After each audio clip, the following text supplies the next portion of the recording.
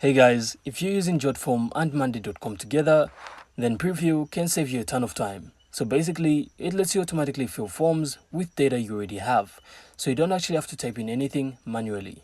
So to get started, simply create your JotForm as usual.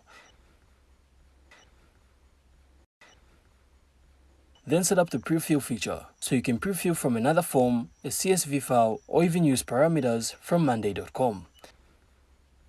So if you're sending form links directly from your boards, once it's set up, whenever someone opens the form, the fields you chose will already be filled in with the right info. So this is super useful for keeping data consistent, speeding up workflows, and making sure your Monday.com boards get the correct information without extra work.